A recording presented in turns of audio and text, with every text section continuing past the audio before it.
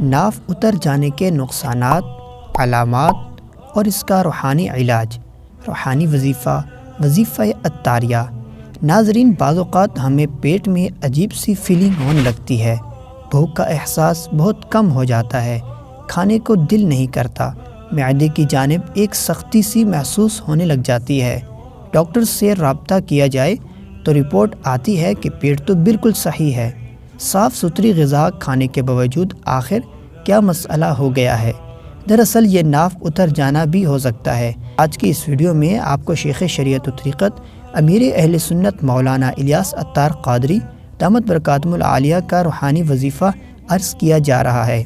مولانا الیاس عطار قادری دامت برکاتہم العالیہ فرماتے ہیں کہ روزانہ ایک بار ناف پر ہاتھ رکھ کر اول آخر ایک مرتبہ درود شریف کے ساتھ اس آیت کو 7 بار پڑھ کر دم کر لیں، جو اس وقت آپ کو اسکرین پر نظر آ رہی ہے۔ تا حصول شفا اس عمل کو جاری رکھیے، انشاءاللہ ناف اپنی جگہ پر آ جائے گی اور یہ تمام علامات دور ہو جائیں گی۔ مزید اس طرح کی اچھی ویڈیوز دیکھنے کے لیے اس ویڈیو کو لائک کریں اور اس چینل روحانی علاج دعوت اسلامی کو سبسکرائب کریں۔